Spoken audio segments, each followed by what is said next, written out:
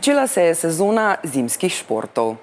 V njih imamo Slovenci že od nekdaj odlične športnike. Za njih seveda navijamo, držimo pesti, se veselimo in sočustvujemo ob neuspehih.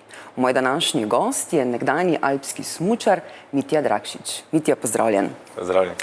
Če bi sedaj primerjal nekako kvaliteto ali pa zahtevnost, ki jo more smučar imeti danes in pa v preteklosti oziroma v časih, ko si ti aktivno tekmoval, kakšne so morda razlike ali pa še ostale podobnosti, ker vemo, da se je tudi v smučanju marsikaj spremenilo?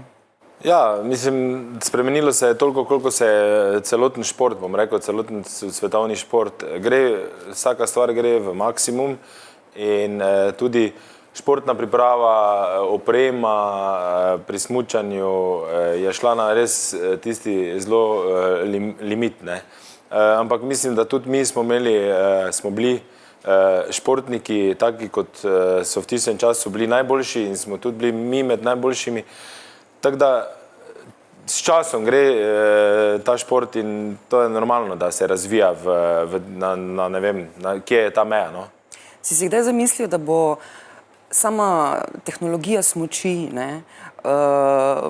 teh kotov, robov, maš, ki jih uporabljajo, mogoče tudi snežnih podlag, šla v takšen razvoj? Ne, nikoli. Jaz se spomnim, da jaz sem pač še ta generacija, ki smo, bom rekel, smučali na klasiki, v slalomu, ko zdaj poznamo carving, in sem ta prehod res čutil, iz klasike v ta carving, agresijo, to novo tehniko. In je to bilo res nekaj nepojmljivega. Mislim, ko smo mi to videli na terenu, kako se že eni v bistvu, ko so to že mogoče prej razvijali nekatere, bom rekel, države, je to bilo, mislim, skoraj da si nismo mogli zamisliti, da bi mi tako nekdaj smučali, ampak enostavno smo šli s časom in smo tudi to tudi osvojili. Kako je potem v bistvu za smučarja, ki je navajen na neko tehniko, ki je to od malega treniral, potem iti spremeniti celotno tehniko, naklone telesa, kolen, koliko časa, v bistvu, ker nimaš dosti časa za prilagoditi se, ne? Ne, mislim, čas, vemo, da gre hitro, v športu pa še sploh. Se pravim, zelo težko je bilo, lotili smo se sistemsko in na koncu moram reči, da je to trajalo kako leto, dve, ni to bil teden ali pa mesec, in tudi, da smo najprej opremo to dobili, ki je primerna od vseh teh opremljevalcev, plus tega, da smo se telesno na to pripravili, ker so bile čist druge sile, čist drugi koti, tako kot ste rekli, in je bilo težko, ampak na koncu zdaj, danes, če me vprašate, si pa spet ne znam predstavljati, da bi pa nazaj šel na to klasiko, ker enostavno mi je pa zdaj to domače, ta carving tehnika.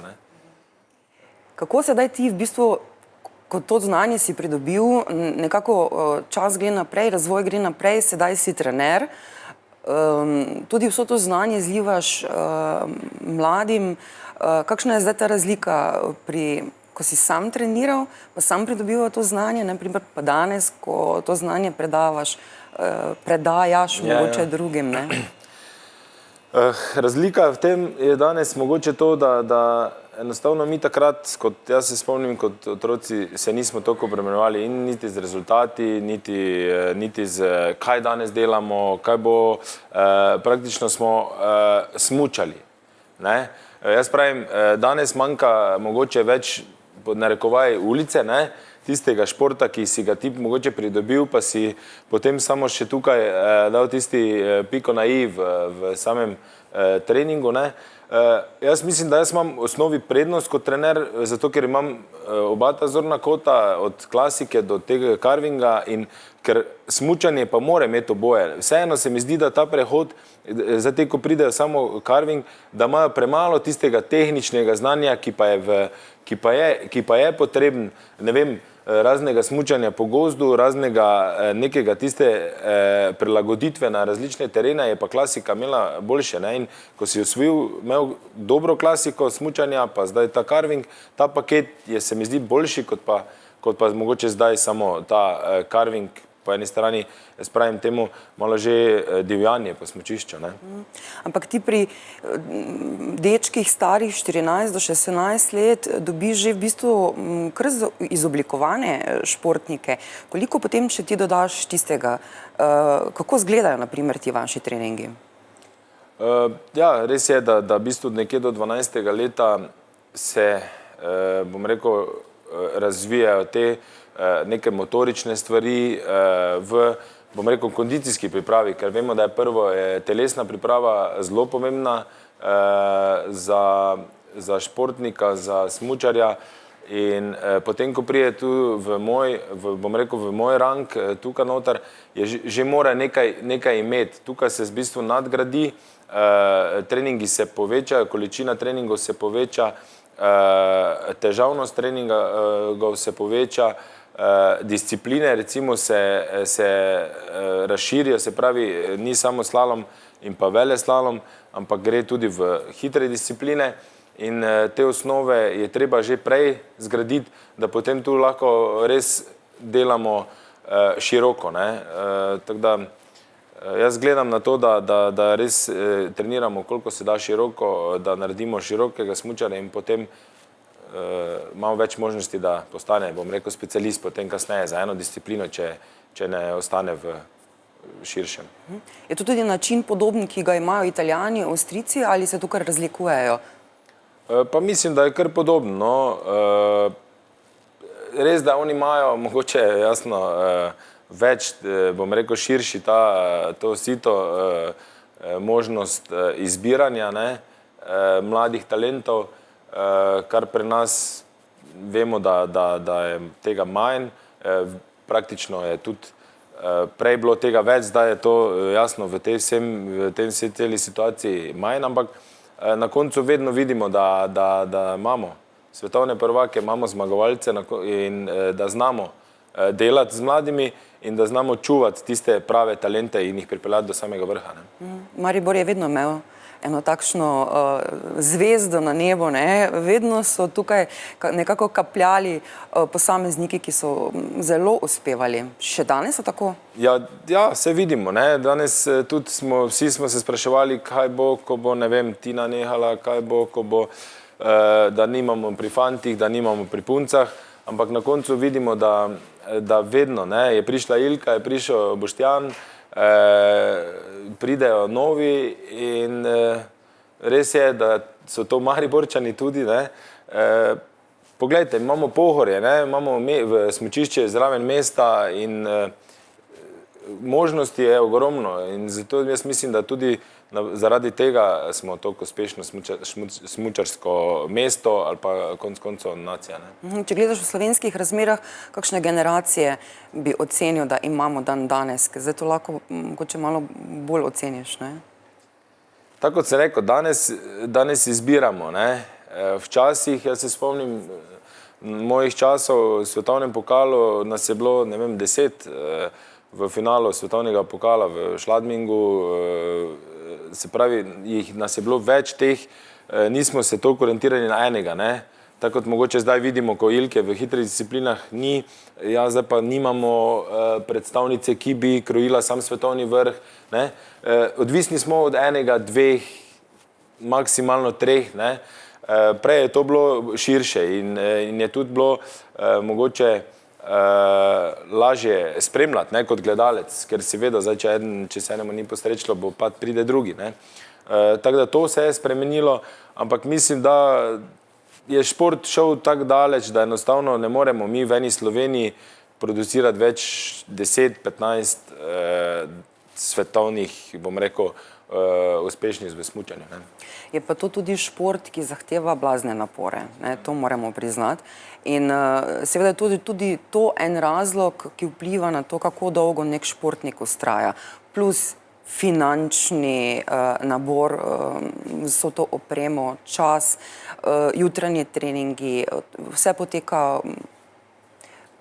na mrazu, na snegu, bi rekel, da to drži. Ja, definitivno smučanje ni za, bom rekel, kakorkoli se bo slišalo, za razvajene otroke.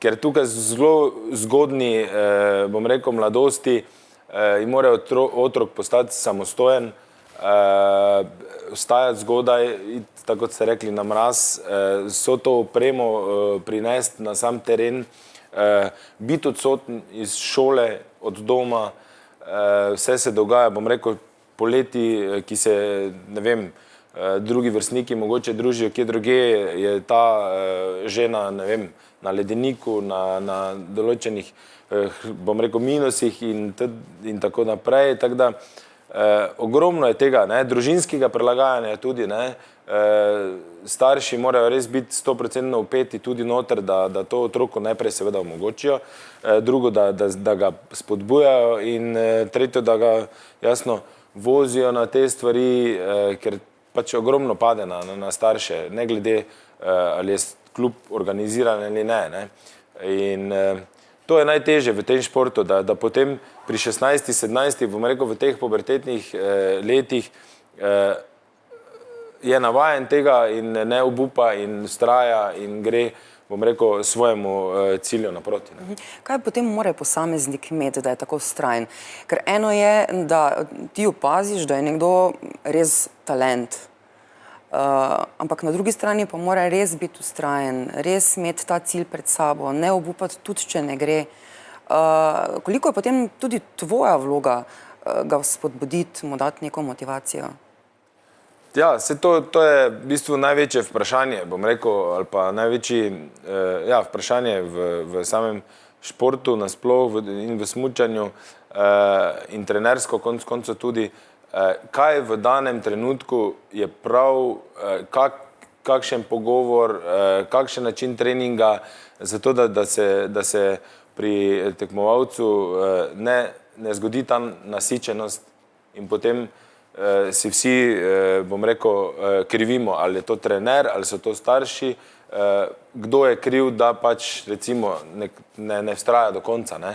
In to je težko, zdaj tu šablone v osnovi ni, tu so situacije, v katerih se je treba in pogovarjati in mogoče na eni strani malo biti strog, ne popuščati preveč in ta prava mera včasih je prava, včasih ni. Vedno se bo dogajalo, da talenti ne bojo vztrajali, ki so bili talenti, pa niso prišli do samega vrha ali obratno. Tako da tu šablone ni, tako kot sem rekel.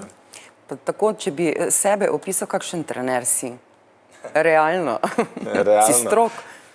Pa jaz mislim, da nisem strog, ampak da nekatere stvari pa zahtevam, ki vem, da jim bojo koristile, tudi če ne v športu ali pa da bojo nasplošno v življenju koristile, to neko osnovno disciplino morajo imeti in potem se tudi, jaz mislim, da ni biti preveč strog ali pa se, bom rekel, ne rabi biti odvečnega drenja, če je to gre v pravo smer.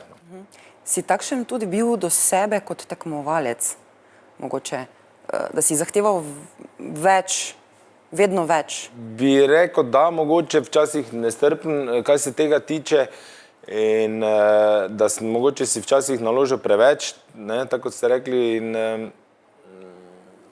vem, da to ni bilo v danem trenutku mogoče prav, ampak jaz sem vedno si tak sam sebi, sem si vedno rekel, glej, boljše, da si, ne vem, enkrat peti v sezoni, kot pa 10x25. In to je bil neki moj tak stavek ali pa neka smernica v sezoni in na koncu jaz mislim, da tudi, če pogledam nazaj rezultate, je nekako tako tudi potekalo vedno moja sezona, karijera.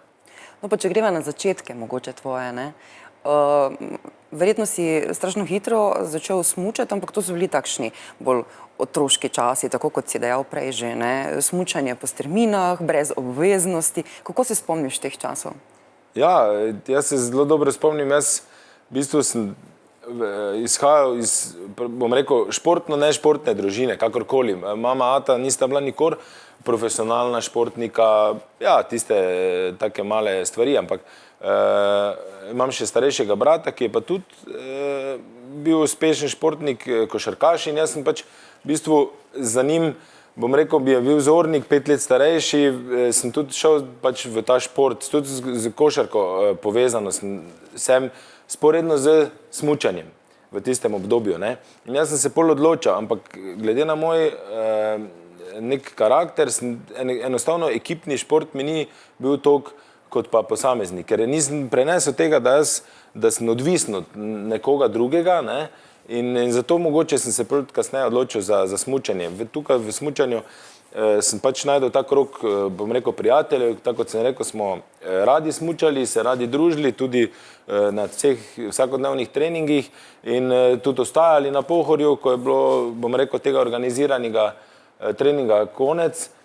In to jaz mogoče danes malo pogrešam, da bi pač ta želja obstajala tudi, ne, da bi sami nekaj naredili. Tako kot sem prej že se izrazil, mogoče to pod narekovaj ulični šport, ki ga danes ne vidimo, ne, ker je pač ta tehnika šla, so telefoni, so računalniki, so vsi se preko messengerjev pogovarjajo, ne več pred šolami, na igriščih. In mi pa smo to zelo dobro delali, ne, in smo tudi na ta način razvijali svojo osebnost in športno telo, kakorkoli, in je bilo trenerjem mogoče v tej strani lažje. Torej, ste bili bolj čustveno povezani tudi z športom, ne? V bistvu vsak dan živiš tudi za nek šport. Ja, ne, vsak dan, jaz se nisem predstavljal dneva, da ne bi vsaj en šport, ne samo, bom rekel, v teh zgodnjih, ne, pred specializacijo, da to zdaj samo smučanje pa to, ne, da ne bi se z športom ukvarjal, ne vem, dnevno, ne. Ali je to bil nogomet, ali je to bila košarka, ali je to bilo kaj, ne, samo da je bilo gibanje, ne. In tega se mi zdi, da je danes premalo, no. Kaj pa potem, ko si že prišel v te starosti, ko se je res kar nekaj zahtevalo od tebe, ne? Ko si tudi sam čutil, da lahko uspeš, ko so prihajale tekme, ko si ugotovil, da si med odličnimi smučarji, koliko te je potem zamikalo tisto, da od sebe zahtevaš prvo, drugo, tretje mesto, na primer, in se to tudi zadovolji na nek način? Ja, seveda, ne, z tistimi, bom rekel, zgodnimi, dobrimi rezultati v teh mladinskih vrstah in pa pol prehod v to člansko, se naloži si eno tisto breme, ki mogoče ni takrat najboljše, ne. Ampak enostavno jaz sem imel v glavi tisto, mislim, kot mladinski svetovni prvak, ne, se pravi, če si ti nek svetovni prvak, pol prideš v člansko vrsto, ne, se ne zadovoljiš mogoče z nekim 20. 25. mestom, tako kot sem prej rekel, ne. Tudi hkrati v moji tej karieri, bom rekel, ravno iz tega prehoda je tudi ta carving prišel, ne. In z vsem tem, z polno glavo vseh teh informacij, iti še po dober rezultat, ne. Je bilo pri meni, bom rekel, najtežje, ne. Kasneje, ko sem to osvojil, pa še v bistvu poškodbe in ogromno je teh faktorjev, kateri se ti morajo poklopiti, da res zadovoljiš samega sebe, da narediš ta rezultat, ki si ga na sebe, mislim, ki si ga zadal, da ga moraš, ne. Ta titula, mladinski svetovni prvak, se še spomniš tistih trenutkov, to je bilo, mislim, da 1997, tu nekje, kaj ti je to takrat pomenilo, ker to pa je bilo že, ne, za tista leta fenomenalen naziv, ne? Ja, to mi še danes ogromno pomeni. Enostavno se živo spomnim, kako je to bilo in te tekme, to je bilo vzdušje, bilo je v Schladmingu, nočna tekma pod reflektorji, bilo je, mislim, da v cilju nekje 5000 ljudi, za ta mladinsko je to bilo nekaj nepomljivega. Planaj vemo sami že zdaj, da ima ta ambient že v samem svetovnem pokalu kot en najboljših, ali pa bomo rekli najboljši. In tudi na mladinskem je bilo tak, ne. Bili so, bom rekel, te kasnejši tudi Benjamin Rajh, pa te, ki smo jih potem kot zmagovalce gledali, ne. Ne samo, in je bilo res, mislim, jaz se še danes spomnim in vožnje in prihoda v cilj, tega veselja, ekipnega konec koncev tudi, in to ti ostane do konca življenja. Je pa to tudi zanimivo, da Že v tistem času si tekmoval proti kasneje zelo znanim smučarjem, tako kot si omenjal, ne, Benjamin Rajh, mislim, da tudi Alberto Tomba, pa še marsikdo drugi, tudi od teh slovenskih smučarjev, ki smo jih potem videvali. Kako je v bistvu, na nek način si vedel, kakšni smučarji so, ampak vseeno pa potem biti in tekmovati v svetovnem pokalu pa je razlika, ne? Ja, seveda, ne. Tako kot sem prej rekel, vse v tej prvih fazah, pa iz mladinskega, pa v člansko, pa vse to se ti mora res poklopiti. Od, bom rekel, sreče z opremo, do tistega, mi smo imeli še ta prehod iz tehnike, ene klasike v carving, do trenerskega tima, do zdravja, ki je zelo pomembno, da ti doživiš sam vrh, bom rekel, svojega potencijala. In to je bilo pri meni najtežje, ne? Ta potrpežljivost iz te mladinske v člansko vrsto, potrpežljivost do počasi grajenja teh rezultatov, ki bi nekdaj naj bili, ne? Se pravi, do samega vrha, ne? To je največja umetnost, če mene vprašate, ne? Pri meni je včasih to bilo mogoče malo preveč nestrpno, neočakano, ampak to je pač življenje in se naučiš potem iz tega nekaj. Ampak v tem obdobju svetovnega pokala, kaj ti je bilo najtežje? V čem je potem takšna razlika v samih tekmah, v samih mogoče postavitvah prog, zahtevnosti? Kaj drugi pričakujejo od tebe? Kaj sam pričakuješ od tebe? Konkurenca je blazno velika.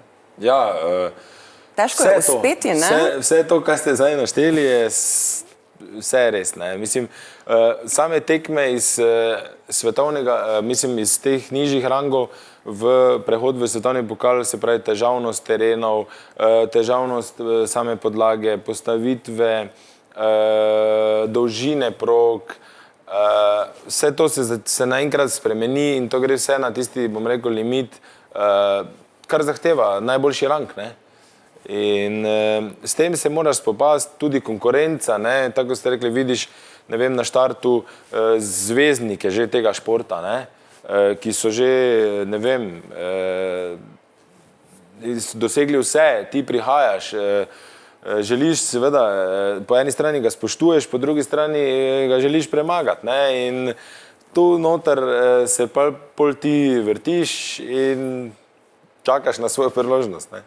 In od česa je potem odvisna tista kanček sreče, da ti uspe priti na stopničke? Ja. Včasih je lahko par stotink, tisočink? Ja, pri meni je to bilo, jaz sem bil recimo 2-krat četrti, ne, se pravi ravno na robu stopničk,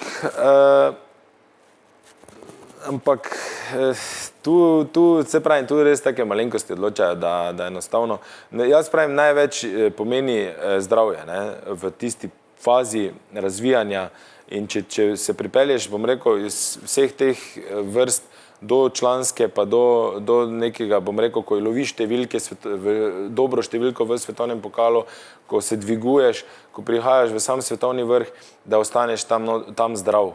Ker vsak teden, vsak mesec, vsako, bom rekel, leto, ki ga tu noter zgubiš, je zelo težko nadoknadiš in potem pač ta manjko se vedno pri teh stotinkah pozna, ne. Čeprav misliš, da se to ni, ampak se vedno, ne, stotinke, po eni strani stotinka zelo malo v smučanju, pa je stotinka zelo veliko, ne. Razlika par mest tudi, ne? Razlika je očitna na koncu, ne, ali si četrti ali si tretji, ne. Tako kot je recimo v Lillehammeru, če se dobro spomnimo, ne vem, Jure Košir osvojil medaljo v slalomu, ne, pa ima olimpijsko medaljo, Mitja Kunc je bil pa četrti, ne. Pa mogoče redki danes vejo, da je bil Mitja Kunc četrti, ne, za Jureta pa vejo, da je bil tretji, ne, tako da tu je ta razlika, ne. Razlika pa bila, mislim, da 900, ne, se kariera pol obrne kar, ne. Zelo. Tvoji uspehi so bili Flachau, Bormeo, so bili to za tebe tvoji uspehi ali bi ti kaj drugega dal prej kot uspeh?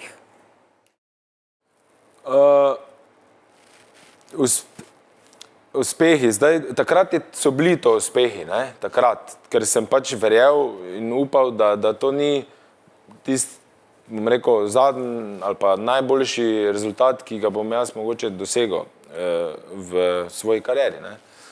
Ampak takrat v Flahovo se spomnim, 4. mesto je bilo uspeh in tudi ta moj spon se je začel, ampak žal na koncu te sezone sem se jaz poškodoval in sem praktično še danes čutim posledice te poškodbe in vsako leto znova in znova in znova sem se obadal s to bolečino in poškodbo.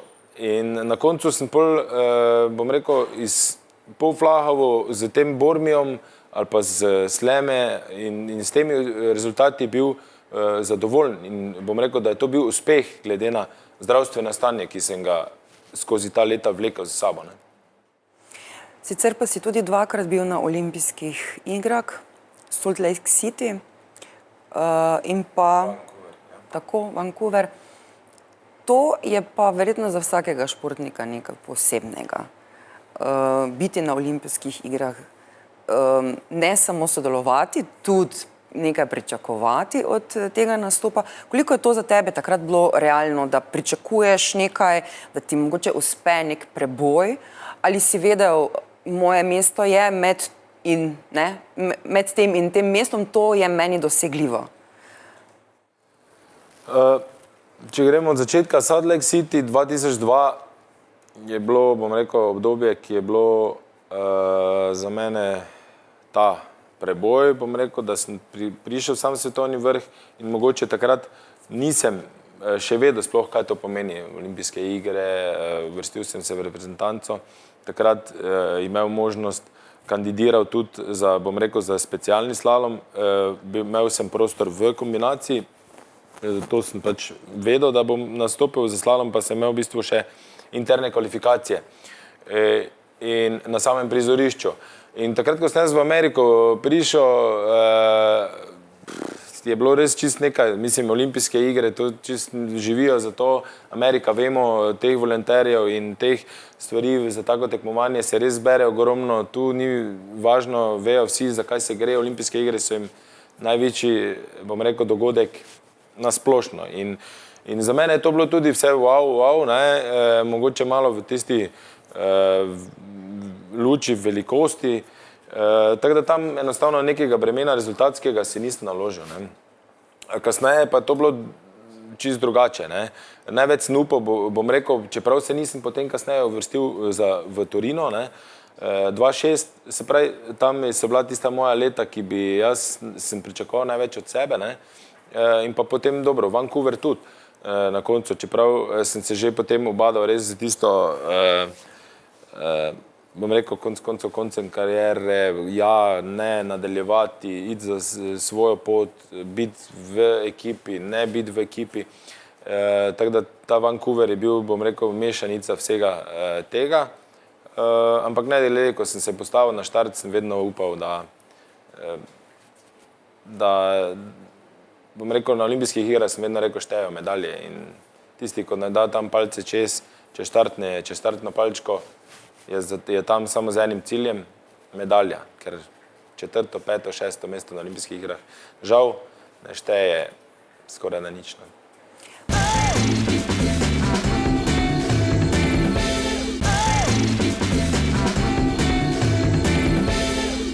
V tem času, ko si ti smučal, ste bili zelo odlični smučarji. Jure Košir, ti in še marsikateri drugi. Koliko ste se vi spodbujali, koliko ste si bili konkurenca? Ekipa je zelo pomembna v vseh, bom rekel, pogledih tega smučanja, zato ker po eni strani si konkurenca in se na vsakem treningu želiš premagati, iščeš limite in prideš do tega limita, ki si ga v tistem danem trenutku sposoben. Po drugi strani pa mora biti ta ekipni duh, se pravi, da privoščiš tudi sotekmovalcu uspeh, ker moraš se zavedati, da če skupaj trenirata, pa če je ta sotekmovalec uspel, da si ti na treningu mu blizu, da samo nekaj malega manjka, pa boš ti na tekmi in če si nevoščljiv, jaz sem prepričan, da če si nevoščljiv do sotekmovalca, do sočloveka, da enostavno se ti to vrača. in slabo. In mislim, da smo mi imeli v tistem trenutku res ekipo tega skupaj dobrega. Ne? Se pravi, privoščili smo si, šli pač jasno individualno v svoj rezultat, v svojo kariero, ampak vedeli smo, da brez ekipe pa ne bo rezultata. Imel si, koliko sem zaznala, kar 6 operacij kolen. Koliko te je to mogoče na eni strani potrlo in pa na drugi strani, koliko si moral imeti lastne volje in motivacije se vedno in vedno znova vrniti nazaj? To je najtežje, kaj ste zdaj na koncu omenili. Jaz sem se v bistvu poškodoval, zelo neugodno poškodba, v bistvu zlom kolena, ni bila to vez, ni bila to, ne vem, ki so jo takrat mogoče vsi, bom rekel, masovno se že to operiralo in pri tem padcu, ki se moja karijera se je takrat ravno spenjala, ravno sem trkal, bom rekel,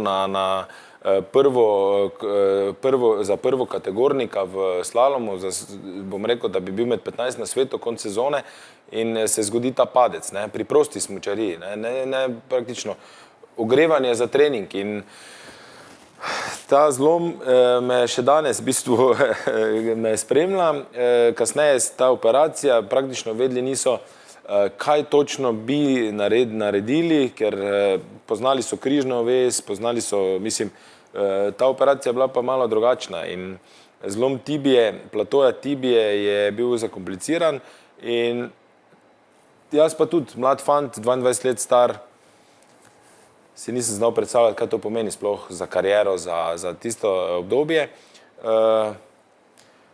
Borba je bila velika, vse te spoznavanje ljudi, kjeri mi lahko pomagajo, kjeri mi ne morejo pomagati, vse to iskanje pri teh letih je bilo res, ko se zdaj obrnem nazaj, težko in pol vsako leto znova 6 let zaporedoma po sezoni iti na operacijo, ni bilo vredo med sezono, probamo nekaj novega, tukaj, tam, na koncu v tujino na operacijo. Vse te stvari se nakopičijo in se zmotivirati, zato sem v bistvu toliko bolj ponosen na samega sebe, ker sem se vedno pa uspel zmotivirati, da sem v sezono šel z istimi cilji, kot da bi prišel, bom rekel, z isto količino treninga, z isto pripravljenostjo, ki pa zdaj vem, da jasno ni bila, ampak ta trma, ta štajerska me mogoče naprej vlekla. Sicer pa je potem prišel nekako trenutek tvoje poslovilne zadnje tekme, ki je bila v Kranjski Gori, torej na domačih tleh. Kako se spomniš tistega časa, ko je padla odločitev, seveda zdaj bom končal kariero, res ne gre več naprej. Podal se bom v nove izzive in pa te zadnje tekme v Kranjski Gori. Pa meni se zdi, da se mi je tak kar kamen iz srca odvalil, no, takrat, ko sem se pri sebi, sam sabo zmenil, po domače povedano, da, glej, dosti je bilo tega, bom rekel, odrekanja, prilagajanja, borbo z svojim telesom, po domače povedano, da bi bil pripravljen na najboljše rezultate. In idealno se mi je zdelo, da to naredim v Kranjski Gori. Bila je tudi lepa tekma in tudi moji navijači, fan klub, vse je bilo v bistvu na zelo, bom rekel, visokem nivoju in sem res užival v tej, bom rekel, zadnji, pod narekovaj, tekmovalni vožnji. In potem seveda, ko priješ cilj in še tudi so tekmovalci pridejo in to malo drugače izgleda, no. Tako da se mi je odvalilo tisto, bom rekel, evo, si se le odločil in naredil ta korak in gremo novim zmagam naproti v drugih, bom rekel, okolicah in itd. In to si tudi storil. Kar marsikaj si delal potem v življenju do sedaj in še verjetno marsikaj boš, ampak vedno je to nekako bilo povezano z športom, tudi z smučanjem, torej že prej smo slišali, si trener. Si pa tudi od leta 2016, če se ne motim, vodja Zlate lisice. Kako si se sploh odločil za ta korak? Ti je to bil en nov izziv? Ali si rekel, tukaj vidim priložnost, vso svoje znanje, poznanstva, nekako uporabiti in narediti še nekaj zraven? Ja, tako kot ste rekli, trenerstvo me je potem potegnilo zraven, športnik, bom rekel, od rane mladosti sem in vedel sem, da bom ostal v športu, ne glede kako. Smučanje, moram reči, imam rad, ni bilo dneva, ki ga ne bi v bistvu se veselil, ko sem v bistvu tekmoval in smučal in sem vesel, da sem ostal v tem. Potem se mi je pa tudi jasno v klubu ponudila priložnost kot postati prvo trener in kasneje tudi smo v bistvu nekje prišli, bom rekel, skupaj, da bi pač postal vodja tekmovanja za Zlato lisico.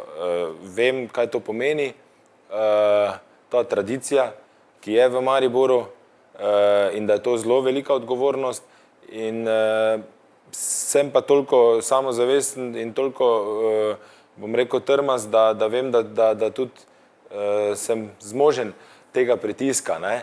In je to drugačen pritisk kot mogoče ta tekmovalni, ampak na koncu je, bom rekel, izplen isti, ker po vikendu, ko pač lisica uspe načeloma, je vedno bolj analiza in pa uspeh ali neuspeh. Tako je bilo prej tudi, ne, tekma in pa uspeh ali neuspeh po tekmi. In tukaj se nekako, bom rekel, te stvari povezujeta in je tudi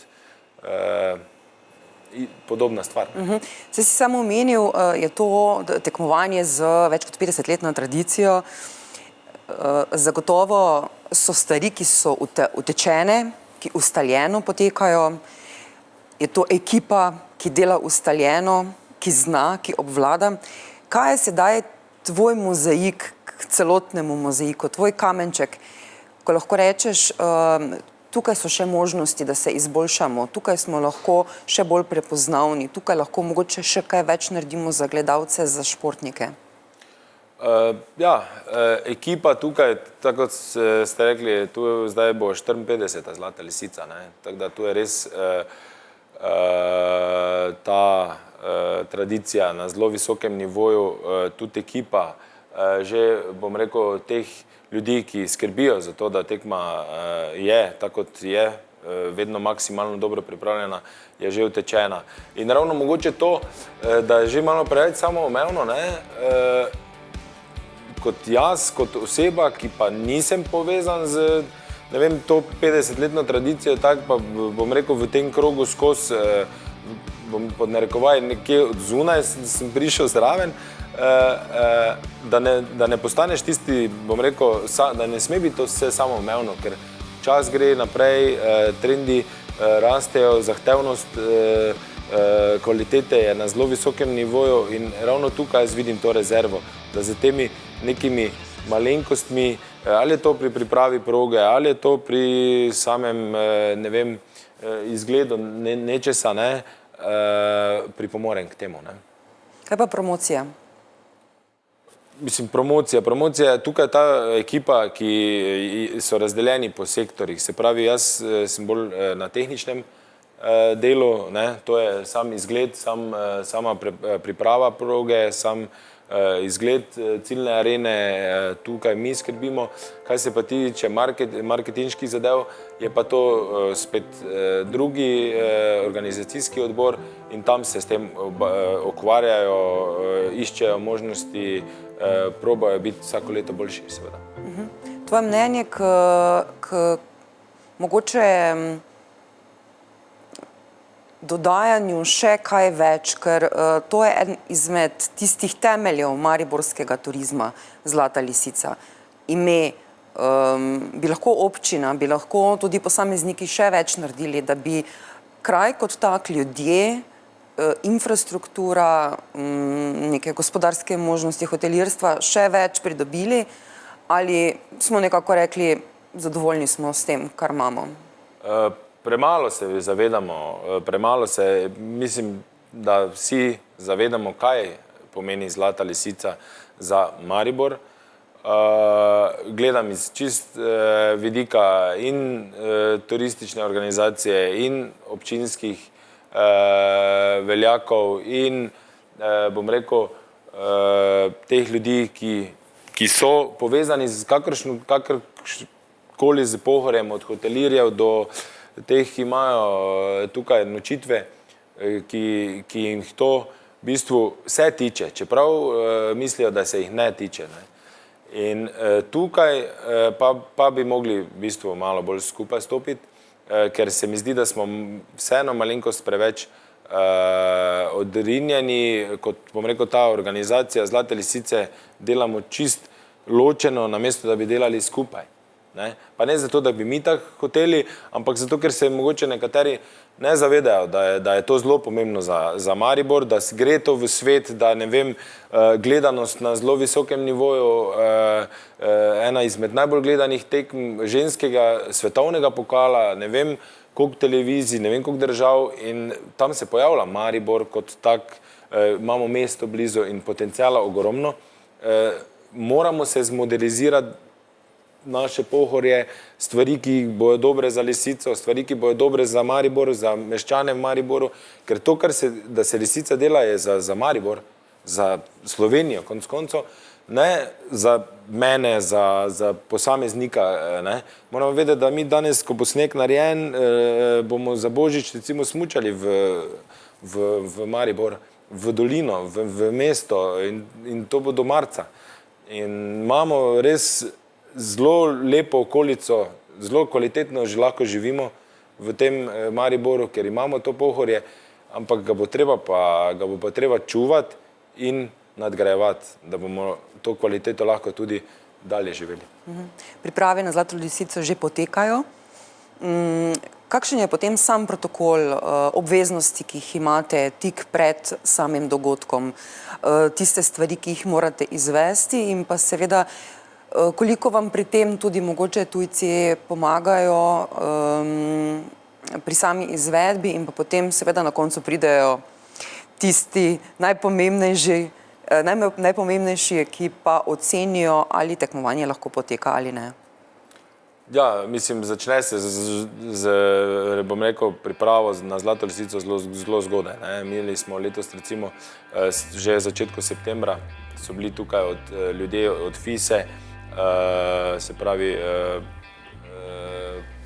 da si pogledajo celotno zadevo, v katero smer gre, ali so kakšne inovacije, kaj se tiče v smislu zasneževanja.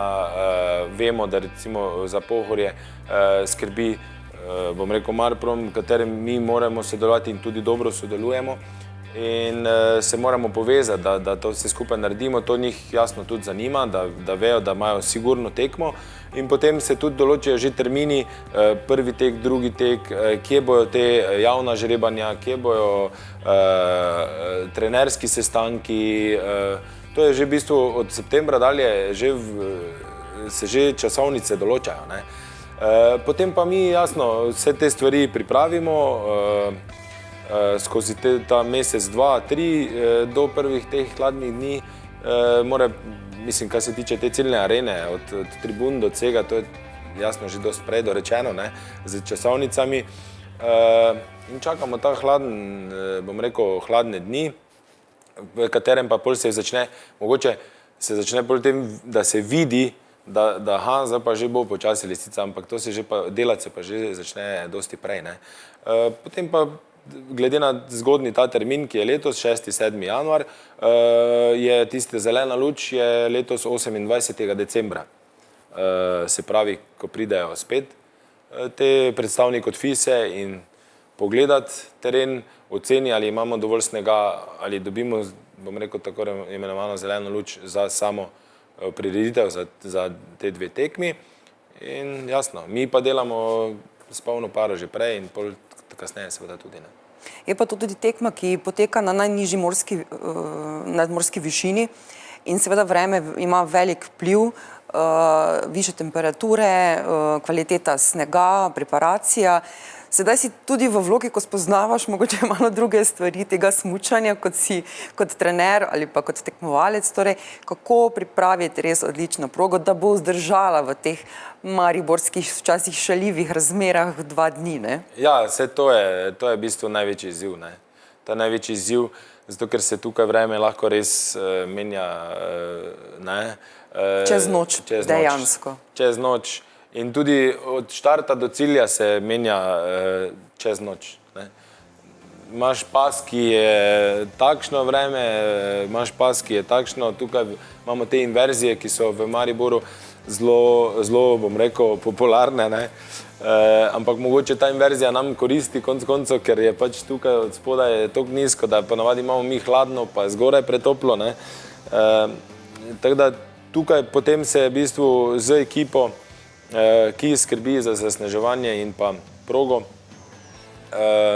naredijo razne analize, študije, 4 nekje ali pa mogoče še kakšna opcija več, kako v tem danem vremenskem odreagirati z samim dodajanjem, bom rekel, kemije kot take, z dodajanjem vode, narediti to progo z vodo na takšen način, na drugačen način, iti za strojem, ne iti za strojem, to se potem dnevno probava, analizira in ko enkrat odločitev pade, moramo stati za tem. No.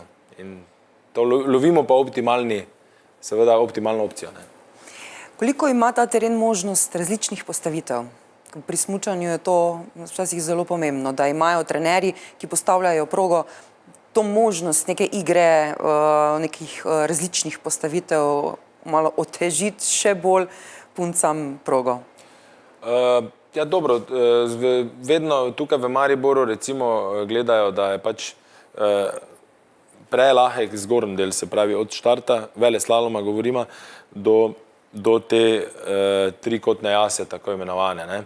In tukaj noter vedno je želja, da se naredi umetno val, snežni val ali na koncu zato, da se ta konfiguracija malenkost postane razgibana, ne, da ni preveč monotona in to že zadnje 2 leti poskušamo in tudi naredimo z samim snežnim topom, da je več snega in potem ima postavljalec tudi to možnost, da lahko zapelje progo tam čez ali pa se temu izogne. To je zdaj čist postavljavčeva, ne, in probamo pač v bistvu čim bolj razgibati to progo, ki je v zgornjem delu malenkost monotona, kar si zahteva svetovni pokal. Drugače pa sam slalom je primeren in tukaj ni večjih problemov. Maribor je znan po tem, da je, bom rekel, pod narekovaj lahko, ampak skriva pa nekaj teh pasti, katere se pa ta boljši tekmovalke dobro zavedajo. Sam si tekmoval samo v tehničnih disciplinah, slalomu, veleslalomu.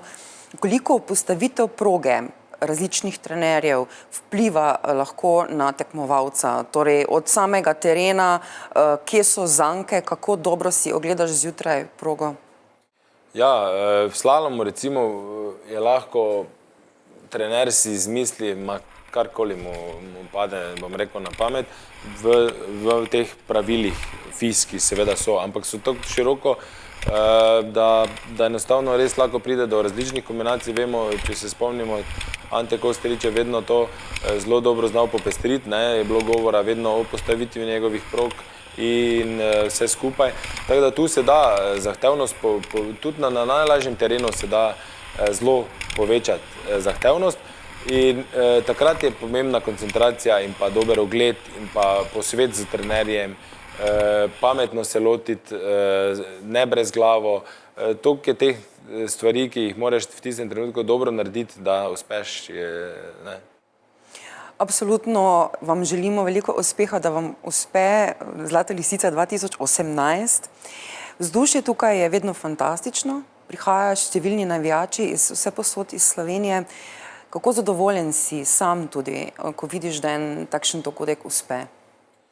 Sej, tako kot sem rekel, to je podobno, to je spet tekma, ampak tekma v drugačnem, bom rekel, v drugačni luči kot prej, kot sem bil profesionalni tekmovalec.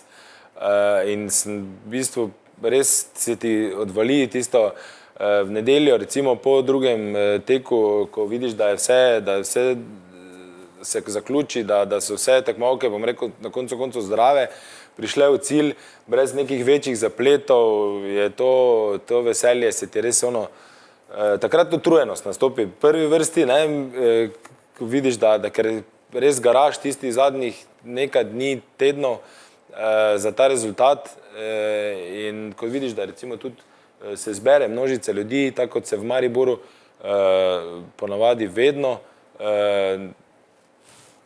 je to res zelo dober občutek in to te navdaja za delo v naslednjih letih. Sicer pa mogoče za konec, ali gledaš na žensko smučanje sedaj, ko vodiš na takšno prireditev in takšen dogodek, malo drugače? Mogoče malo bolj spoštuješ punce ali pa enostavno si opazil, da tudi one veliko truda, časa, dela vložijo v to, kot si mogoče prej to opazil? Pa lahko rečem, da mogoče res. Čeprav jaz tudi prej nisem bil tisto, da bi rekel, mi smo punce pa ne, ker vem, da enostavno vedno, ko sem jaz bil na terenu ali pa mi bili kot moška ekipa na terenu, so tudi punce trenirale. Se pravi, vemo, da tudi isto časa nekje vsaj preživijo na snegu. Je pa res, da seveda je razlika med ženskim in moškim smučanjem, zato ker je pač smučanje kot tak šport, ki zahteva res ogromno fizičnega napora, katere pa jasno vemo, pri ženskah je to malo drugače. Ampak jaz pravim, v vseh stvareh, če si ti med najboljšim na svetu, pa bilo kar, s čem se ukvarjaš, moraš vložiti trud. Brez truda ni uspeha. Najlepša hvala za pogovor. Jaz vam želim veliko uspeha pri načrtih in pa seveda pri uspehu Zlate lisice, ki bo zagotovo, če bo pogoji, pripeljala veliko gledalcev. To si verjetno tudi sam želiš. Ja, seveda. Jaz pa verjamem, da v Mariboru je to že ena lepa tradicija in da tudi je to že ena, bom rekel, športno-kulturni dogodek, da je to družinski dogodek, na katerega z veseljem pridejo družina in se poveselijo, pogledajo malo, navijajo in je to imen eno tako druženje. Mitja, najlepša hvala za pogovor. Hvala tudi vam.